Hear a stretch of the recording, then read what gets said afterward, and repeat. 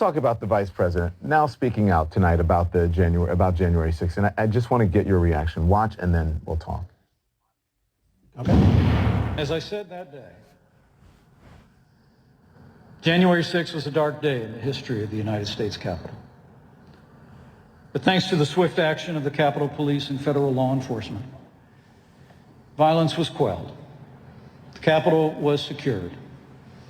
And that same day, we reconvened the Congress and did our duty under the Constitution and the laws of the United States.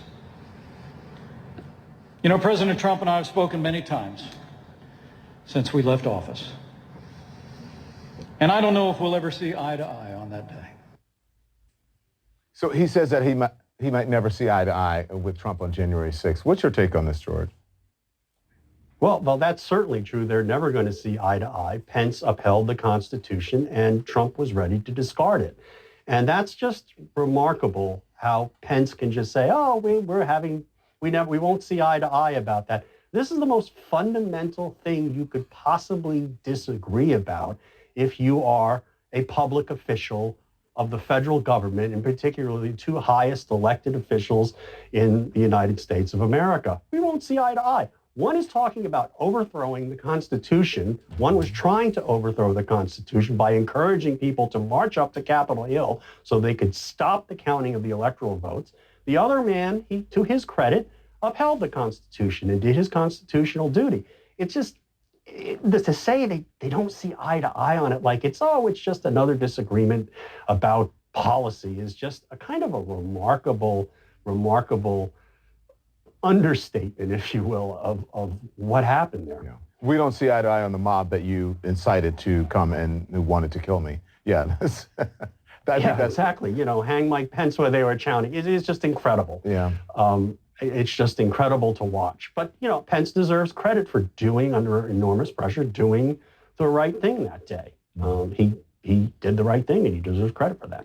Let's talk about this reporting. This is the National Review. Charles Cook is backing up Maggie Haberman of the New York Times, her reporting, saying that the former president really believes that he's going to be reinstated. And then he adds that conservatives should not brush this off. Let me quote here. Such temptation should be assiduously avoided. We are not talking here about a fringe figure within the Republican tent, but about a man who hopes to make support for his outlandish claims a litmus test of sorts as he decides whom to endorse for state and federal contests in 2022 and 2024.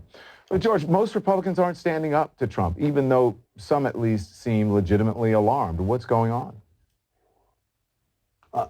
They're just afraid of Trump, and they're afraid of Trump, and they're afraid of his supporters, the large percentage of Republicans who have been deceived by Trump, or willingly deceived, frankly. And they basically fear this man who cost them the presidency, cost them the House of Representatives in 2018, and cost them the Senate in 2021. And, you know, he's nuts. He's absolutely crackers. I mean, for him to be going around saying that he's going to be reinstated in August, I mean, that's cuckoo for Cocoa Puffs. Okay, George, let me ask you. And yet they are terrified of him. A better question, because as my question came out, I said a better question is how seriously should we take this? Because, listen, I walked to the barbershop today in New York City, and there were people who were talking to each other on the street. But I'm not putting them on television. I'm not exploiting them by putting them on television and reporting about it. I mean, you said cuckoo for Cocoa Puffs. How seriously should we be taking the rantings of someone who is obviously not dealing with reality? Both not seriously and seriously on two different levels. Not seriously in the sense that it's not going to happen. There is no mechanism by which it could possibly happen. Seriously in the sense that there are people out there who are actually peddling this. I mean, there's a whole conservative ecosystem that's developed of disinformation that was hypercharged by the former president, and he's getting this from somewhere. And we heard some of it from the crazy lawyer, what's her name? Sidney Powell. The lawyer who, Sidney Powell, and we heard this bizarre statement over the weekend by Michael Flynn.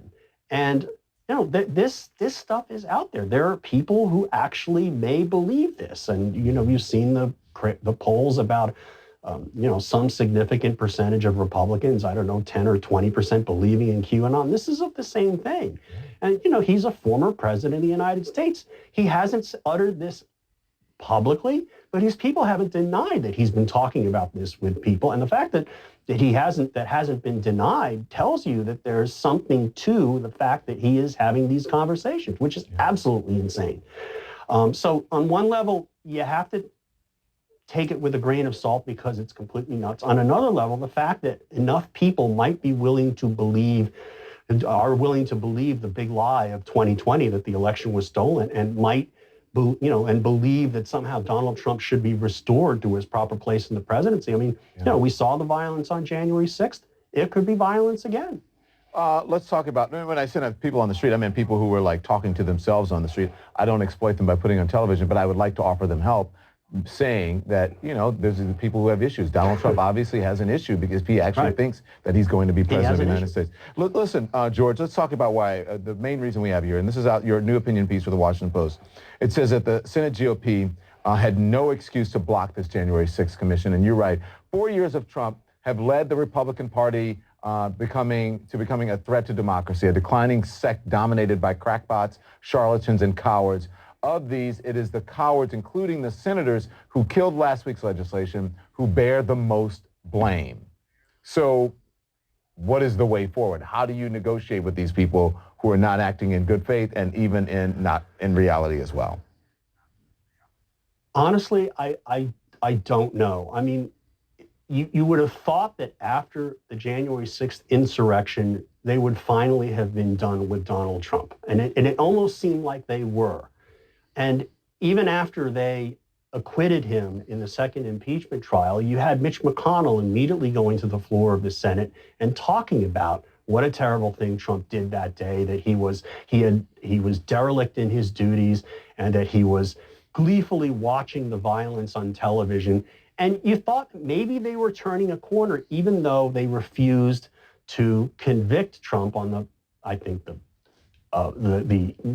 meritless theory that you can't convict a former president and bar him from holding future office. But at least there was some basis to believe that maybe they had turned the corner on him, and now they don't want to even talk about it. This vote last week didn't ask them to do anything other than let somebody else look into the facts.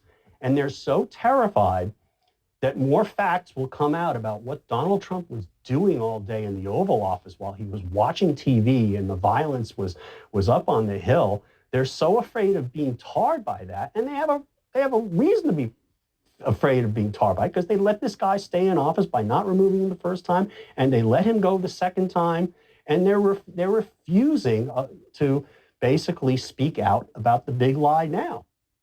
What we do here is go back.